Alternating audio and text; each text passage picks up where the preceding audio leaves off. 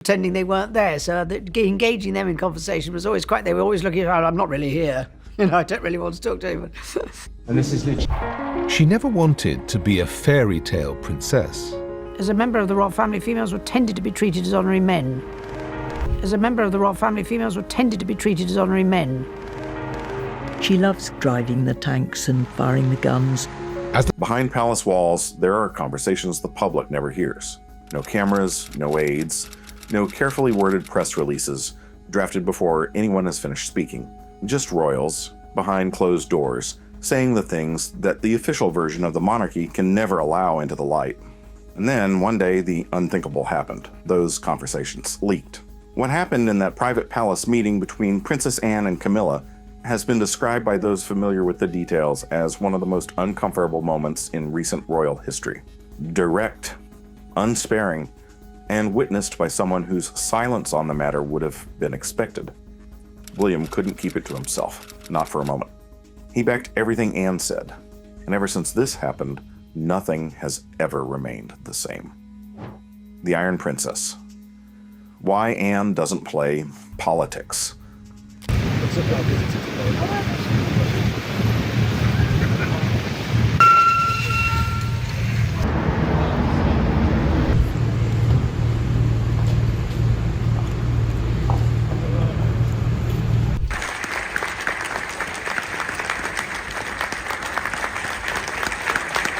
There is a story about Princess Anne that swirled around the royal circle for years. A journalist, emboldened by the access of a formal engagement, once attempted to ask her a question was she considered impertinent. Her response was not a polished deflection, not a diplomatic smile, followed by a carefully worded non-answer.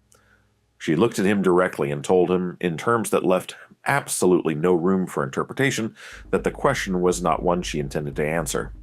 She was formal about her response. End of conversation. No apology, no softening, just the immovable certainty of a woman who has never once confused politeness with weakness.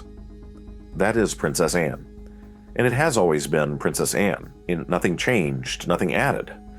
In a family that has elevated the management of public image to something approaching an art form, she is the anomaly. The one who did not get the memo about strategic ambiguity. The one who says what she means in rooms where everyone else is carefully saying something adjacent to what they mean while preserving enough distance to deny it later. It is not rude. It is something more interesting than rudeness.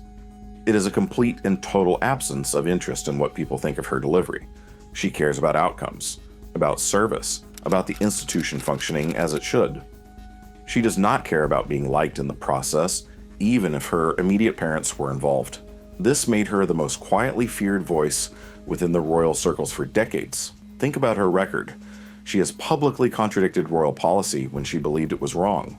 She has made her views on media intrusion known in terms that made palace communications teams visibly uncomfortable. She has navigated 50 years of royal life without a single significant scandal, not because she plays it safe, but because she is genuinely indifferent to the games that produce scandals. She simply does not play them.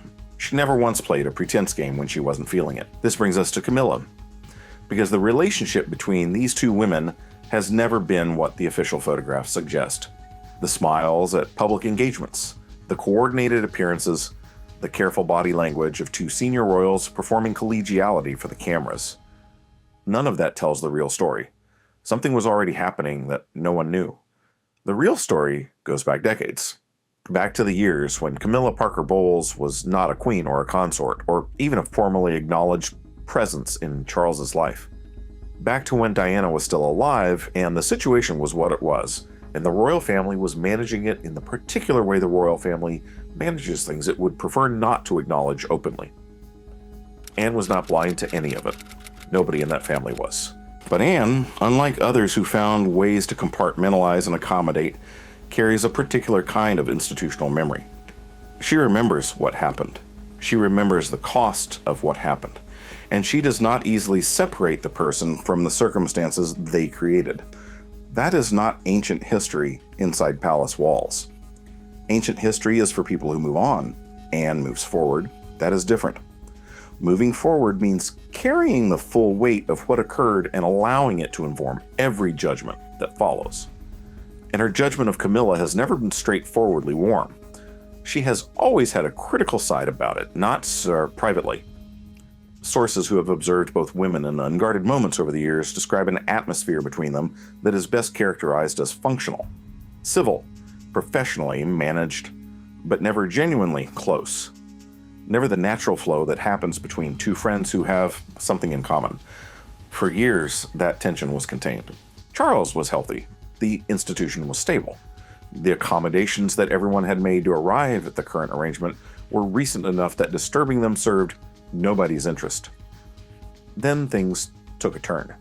Charles's health became a serious concern.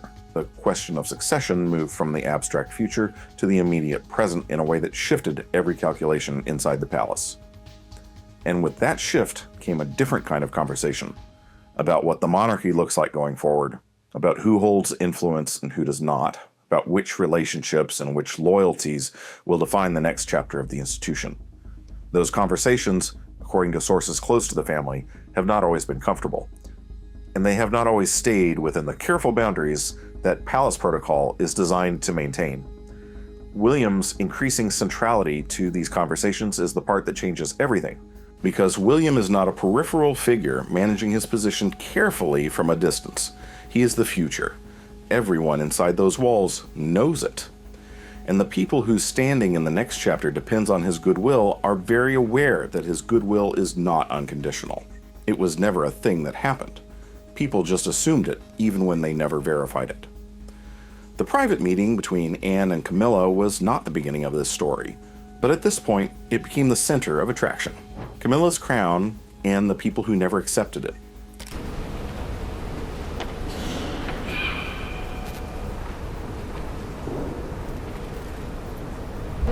Thank you very much. I'm going to turn my back. It's a serious talk. So do you all know? Welcome. Well, it's always a pleasure to be here, and always lovely to be back in New York again. Well, we brought you. Consider what Camilla Parker Bowles has actually pulled off. Take a moment to sit with the full scale of it, because it is genuinely extraordinary, regardless of how you feel about the woman herself. She became the public favorite because of her marriage. She was cast, fairly or unfairly, as the villain of a story that captured the world's attention and broke its heart simultaneously. The woman who was there when she should not have been, whose presence in Charles' life became the explanation millions of people reached for when trying to understand why the fairy tale ended the way it did. The British public did not warm to her easily. That is the polite version. The reality is that for years she was one of the most unpopular figures in the country. Protests at public appearances, sustained media hostility, a level of public contempt that would have driven most people into permanent retreat, even when she was not ready for it. Yet she didn't back down but stayed strong all the while. The rehabilitation was painstaking and deliberate. Years of careful public positioning, of showing up consistently and quietly and without demanding credit, of allowing the passage of time and the softening of public grief over Diana to create space for a different kind of narrative. One where Camilla was not the villain of the story, but simply a woman who loved a complicated man in complicated circumstances. It was that deep. By the time Charles became king, the transformation was remarkable enough to qualify as one of the great image rehabilitations in modern royal history. Queen Camilla, a title that would have seemed genuinely unthinkable to most people watching the Paris underpass in 1997, and yet inside the family, behind the walls where the cameras do not reach and the press releases do not penetrate, the acceptance has never been as complete as the official version suggests. There are members of the royal family who made their peace with Camilla because the institution required it, because Charles required it. Not because they wanted it, but because the alternative, sustained internal resistance to the king's wife, served in nobody's long-term interest. They adjusted. They were accommodated. They performed the warmth that the occasion demanded. It was worrisome, yet they went on to do it. And they filed away their reservations in a place where they stayed quiet. Until they did not. Princess Anne is the key figure here, but she is not alone. Sources familiar with the internal dynamics describe a layer of the royal family that has accepted Camilla's title without ever fully accepting Camilla's authority. The distinction matters enormously in a world where authority is everything. A title is conferred, authority is earned. And for a segment of the family, particularly those whose loyalty to Diana was genuine rather than performed, the earning of that authority has never quite been completed. No matter what the official photographs show, the Diana question is the thread that runs through all of this and never fully disappears. It resurfaces in conversations, in the dynamics of rooms where people who love Diana are now required to defer to the woman whose relationship with Charles was part of the architecture of Diana's unhappiness. Anne loved her sister-in-law. That is documented. Their relationship was genuine. The grief Anne carried after Diana's death was not the performed grief of institutional obligation. It was personal. And private grief of that depth does not simply dissolve because the institution finds a way to move forward. It runs deep. It lives somewhere, in the way a room feels when certain combinations of people occupy it, in the things that do not get said directly but get communicated nonetheless through tone and posture and the particular quality of silence that falls at certain moments. Now bring William into this picture, because William's relationship with Camilla has always been the most watched and the most carefully managed element of the post-Diana royal landscape. His public behavior toward her has been correct, appropriate, nothing short of it. Occasionally warm in ways that were clearly meaningful to Charles. He has never in any documented public moment done anything to suggest that his acceptance of his stepmother was anything other than genuine. But private is different from public. It has always been in this family. The sources who have been close to William over the years describe a man whose feelings about his father's choices have always been more layered than the official version admits, who carries his own version of Diana history, his own memories, his own accounting of what happened and what it cost. He was 12 years old when his parents' marriage fell apart in full public view, 15 when his mother died. He has lived his entire adult life inside the institution that processed all of that, and he has watched Camilla move through that same institution from the position of the son who was there for every chapter of the story she was part of. He has documented everything. That history does not disappear.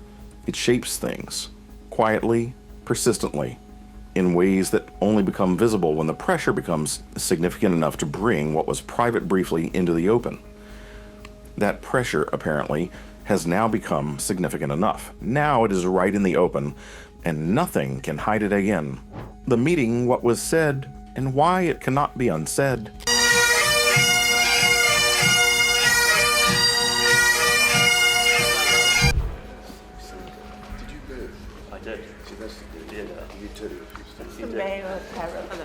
Nobody announces these moments in advance. It had long been built in secret. There is no agenda item that reads confrontation. No calendar entry flagging the conversation that changes everything. These things happen inside ordinary meetings, inside rooms that have hosted 1,000 polite exchanges and carefully managed discussions.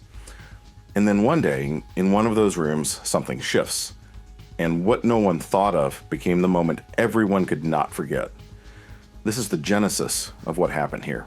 The meeting, according to sources familiar with what took place, was not convened specifically to address the tension between Anne and Camilla. It was a gathering of senior royals dealing with institutional matters. The kind of meeting that happens regularly inside the palace and produces nothing of note the vast majority of the time. Everyone was focused on the occasion. But the atmosphere in that room was apparently not ordinary. It had not been ordinary for some time. There had been building pressure around certain decisions, certain directions being pursued, certain influences on those directions that not everyone in the room felt comfortable with. And Princess Anne, who has never in her life waited for a more convenient moment to say a necessary thing, apparently decided that the moment had arrived. She had waited for this perfect time. What she said has been described by those familiar with the account in several different ways. Direct is the word that comes up most consistently. Unsparing is another. One source used the phrase, the kind of clarity that palace rooms almost never hear. The substance, as much as it has filtered through, relates to questions of influence and appropriate boundaries, of the distinction between the role Camilla holds formally and the reach she has been extended informally. of decisions that have been shaped or steered in ways that some senior royals believe go beyond what the position warrants. In a normal professional environment, that conversation, uncomfortable as it would be, would not constitute a major event. Senior colleagues challenge each other's boundaries all the time. It is how institutions correct themselves. So there was nothing special about it. But this is not a normal professional environment. This is the British monarchy, where the hierarchy is not just organizational, but constitutional, where the question of who has the standing to challenge whom is itself freighted with history and protocol and the accumulated weight of how these things have always been handled. And challenging Camilla directly is not a memo from one department head to another. It is a member of the royal family who predates the current queen consort by decades, who has served the institution through every chapter of its modern history, looking across a room and telling the woman who arrived later that she has overstepped. The effect was worth looking at. Camilla is not an inexperienced figure. She has navigated hostile rooms before. She has absorbed public contempt that would have destroyed most people and emerged intact on the other side. She is not someone who crumbles easily under pressure, but this had a different momentum, and the disparity was William. Because Anne speaking was one thing. Anna has always been capable of speaking. Everyone in that room knew that going in. What nobody apparently expected, or at least what Camilla did not appear prepared for, was the moment William made his position clear. He did not shout. He did not deliver a speech. Royal confrontations do not work that way. They work in the currency of acknowledgement, of where you direct your attention, of whether you create distance from a statement or align yourself with it in the particular subtle language that these rooms communicate in. William aligned, clearly, unambiguously, in a way that left no reasonable interpretation available other than the obvious one. He supported Anne, and in doing so, he made a statement to Camilla that no formal conversation and no official briefing could have communicated as directly. That the protection she has perhaps assumed would always be available inside this institution is not as unconditional as she believed. That the next generation of this monarchy has its own view of her position, its own sense of what is appropriate and what is not, its own memory of the history she is part of. The room went quiet by all standards. Camilla's reaction has been described as contained, controlled. The surface, holding even as what was beneath it, shifted considerably. She has had decades of practice at maintaining composure in hostile environments. That practice served her in the moment, but composure in the moment and security in the aftermath are different things entirely. Because here is what that room established that no amount of subsequent careful management can fully undo. Anne's position on Camilla is not a private reservation held behind a diplomatic smile. It is a stated view expressed directly in a room of witnesses. And William's endorsement of that view is not ambiguous. The alliance in that room was Anne and William. Camilla was on the other side of the pendulum. In a monarchy, those alignments are everything. They determine who has access to the future, who shapes decisions, who holds real influence as opposed to formal title. And what the meeting formally revealed is that Camilla's grip on all three is less secure than her crown suggests. William's silence is over what his backing actually means. You, as your liege man of life and limb, so help me God. He will stand, kiss his father.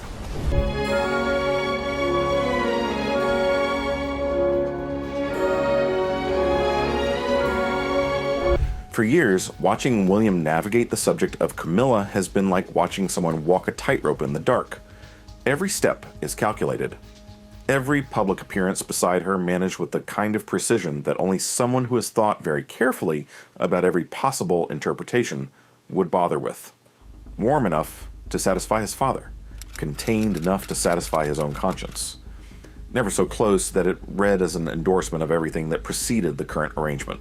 Never so distant that it created a visible problem for the institution. It was a masterclass in staying undercover, and it worked. For years it worked, because everyone around him needed it to work. Charles needed his son's public acceptance of his wife. The palace needed the appearance of family unity. The media needed a narrative that was manageable. And William who understood all of these needs and their implications better than anyone gave him credit for, delivered exactly what the situation required. Until it couldn't hold up again. Because what happened in that private meeting was not the behavior of a man still walking the tightrope. It was the behavior of a man who had quietly decided that the tightrope no longer served a purpose he was willing to maintain, who had looked at the situation as it currently stands and made a calculation that the cost of continued careful neutralities had exceeded whatever it was purchasing.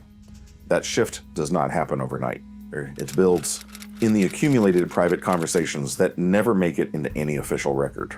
In the moments behind closed doors where the carefully managed public face is not required, and the actual feelings of an actual person are allowed to exist without being processed through the machinery of royal communications first. People who have been close to William over recent years describe someone whose patience with certain dynamics inside the palace has been thinning in ways that his public behavior has never reflected. Who has strong views about how the institution he is preparing to lead should function, about who should have influence over its direction, about the difference between the formal hierarchy that the monarchy presents publicly and the informal hierarchies that actually determine how decisions get made. And about Camilla's position within those informal hierarchies, specifically, the private William has apparently never been as comfortable as the public William suggested. Now understand what his backing of Anne in that meeting actually communicates in the language of palace power. William is not a peripheral figure making a personal statement. He is the Prince of Wales, the heir, the man who will be king. When he aligns himself with a position inside a room of senior royals, he is not offering an opinion. He is signaling a direction. He is indicating to everyone present with the political awareness to read it correctly what the court of the next reign will look like, who will be inside it and who will be at its edges.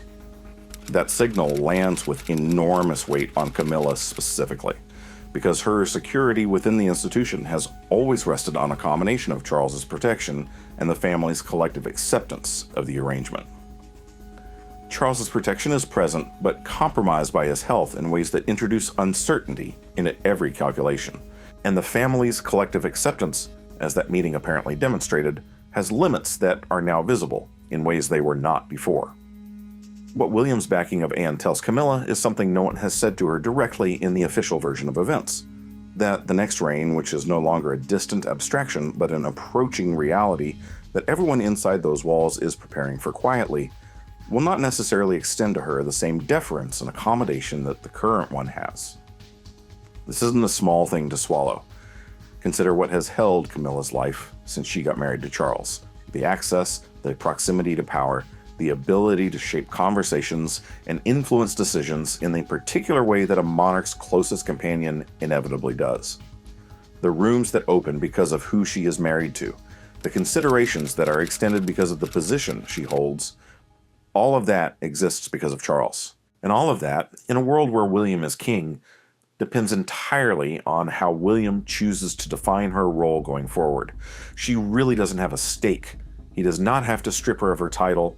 He does not have to make any dramatic or hostile gestures.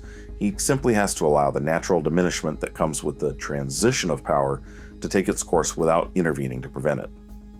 And from the meeting's aftermath, this may be the concourse onward. Diana's name has not been mentioned once in this section. It does not need to be. It is present in every line of it. In every decision William has made about how close to stand and how much to endorse and when, finally, to stop maintaining a neutrality that was never as genuine as it appeared. He was a young child when his mother's marriage collapsed. He is now the future king. And in that meeting, everything played out like it was waiting for that moment. Camilla's position, more fragile than anyone admits.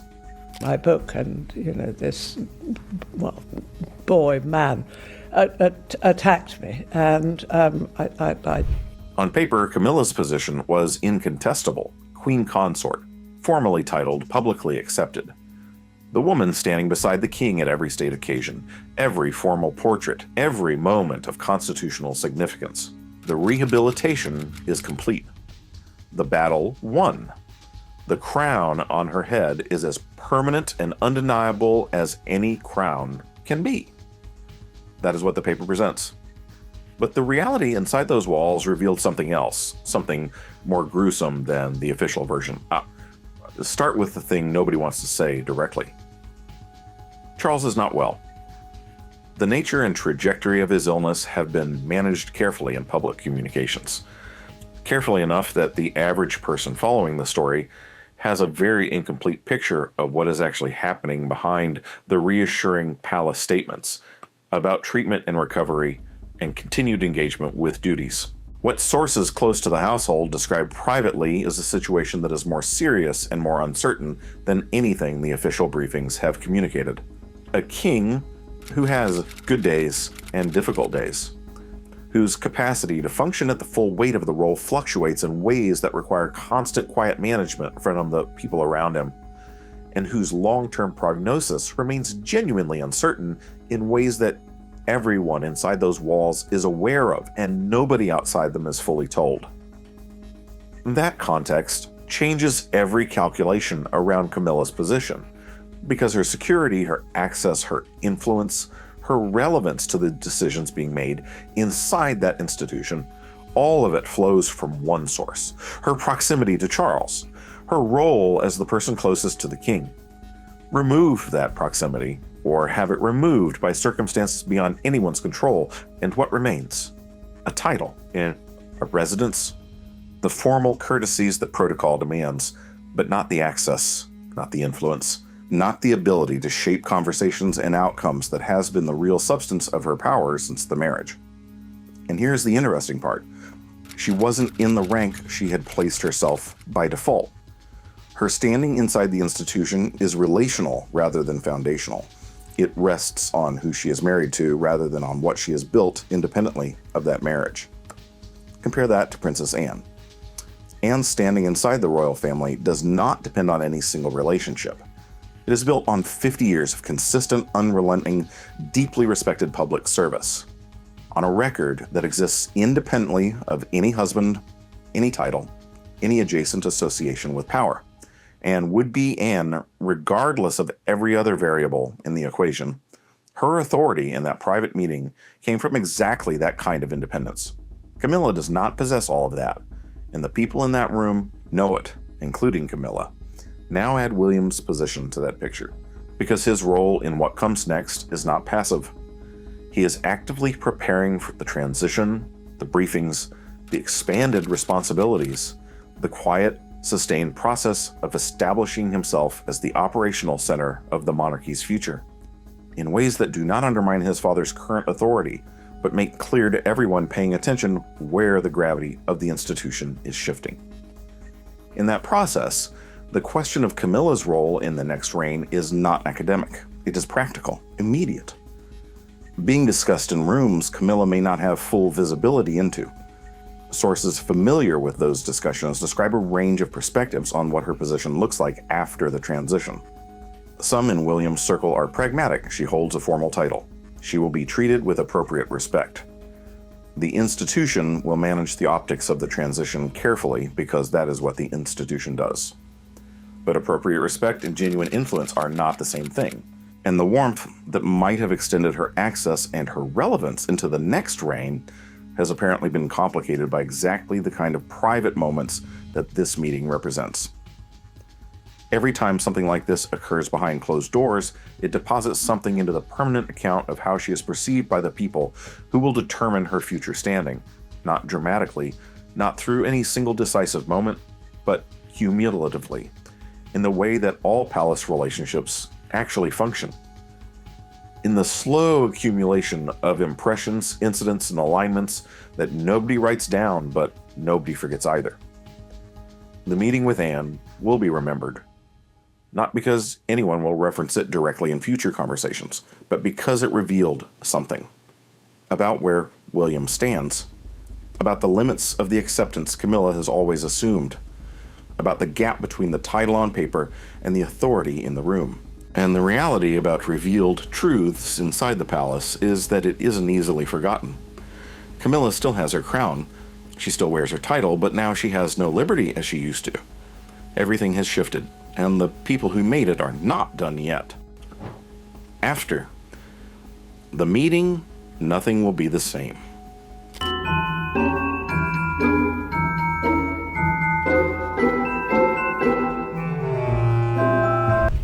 The hardest thing about working inside a monarchy is that the show never stops. It just keeps coming. It does not matter what happened yesterday behind closed doors. It does not matter what was said in a private meeting or what alliances shifted in a room with no cameras. Tomorrow there is an engagement, a walkabout, a state dinner, a formal photograph.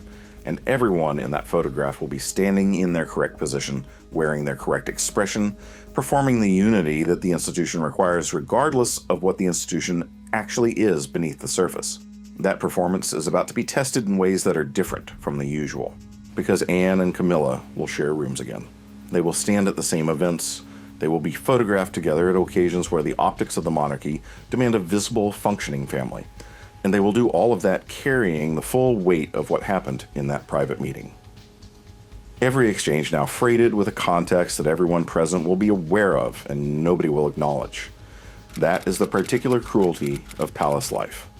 The requirement to perform what you do not feel indefinitely in front of an audience that is always watching for the crack, and William will be there too, standing in the position that his backing of Anne has now defined more clearly than any previous public moment. The future king who showed his hand in a private room, who demonstrated to everyone with the awareness to read it, where his loyalties settle when the performance is stripped away and the actual conversation begins. Sources close to all three camps have been notably cautious in the weeks since the meeting, the kind of caution that is itself a signal. Nobody is briefing against anyone directly. Nobody is putting named sources on record with inflammatory accounts. The palace machinery that usually contains these things is working hard. But it is working noticeably hard. And people inside the institution have noticed the effort. What filters through despite that effort is a picture of an atmosphere that has not returned to its previous equilibrium. That the meeting did not clear the air in the way that difficult conversations sometimes do, that instead of resolving a tension, it crystallized one. Made visible and formal something that had previously been manageable because it remained unspoken. Once Anne said what she said and William backed it, the dynamic between these three people changed permanently, not dramatically, not in any way that will produce a public statement or an official acknowledgement, but permanently nonetheless. Consider the specific events coming up on the royal calendar. The occasions where the full working family will be required to assemble and present a unified front to the world. Trooping the color, state visits, the commemorations and celebrations and solemn occasions that punctuate the royal year and require everyone to occupy the same spaces at the same times with the same managed expressions. Every one of those occasions leaves a scar that never existed before the meeting. Camilla will know when she walks into a room, whether Anne is in it. She will be aware, in a way she was not before, of where William is standing relative to her, of whether his body language in unguarded moments tracks closer to warmth or to that particular royal distance that communicates so much while technically communicating nothing at all. These are not small things. For someone whose security depends on reading rooms correctly and maintaining relationships carefully, the introduction of genuine uncertainty into the two most significant relationships in her immediate environment is genuinely destabilizing. And Charles is at the center of all of this, aware or not fully aware of the specific details of what occurred, managing his health, managing his institution, managing the enormous and exhausting complexity of being a king whose body is not cooperating with the demands of the role, surrounded by people who love him and people who are managing him and people who are already quietly preparing for the world that comes after him. That is the reality of the palace right now, not the formal portraits, not the coordinated appearances, not the carefully worded statements about family unity and institutional strength. A king who is unwell, an heir who has shown his hand, a queen consort whose position is more exposed than her title suggests, and a princess who has spent 50 years saying exactly what she thinks, and who, in one private meeting, apparently said the thing that everyone else had been carefully not saying for years. What kind of monarchy William builds from all of this is the question that sits at the center of everything. Whether it is one where Diana's legacy is allowed to shape the future in ways it was never allowed to shape the present. Whether it is one where the accommodations of the past are quietly unwound as the next generation takes hold of the institution. Whether Camilla's journey ends here or not. or whether the room where Anne spoke and William backed her was the beginning of endless falls. The crown has a way of protecting itself. It always has. It wouldn't fail now, but the question is, who will it protect next? That private meeting did not make the morning papers. There was no official statement. No palace spokesperson stepped in front of a microphone to explain what happened behind those closed doors. But the people who witnessed it in the room know, and the people who heard it know. And gradually the world is getting to find out. Anne said what nobody else would say. William stood behind every word of it, and Camilla walked out of that room into a future that looks considerably different from the one she walked in believing she had secured. The crown always wins. The question is whose head it decides to sit on next. If this story stayed with you, hit subscribe. The next chapter of this is already being written inside those walls.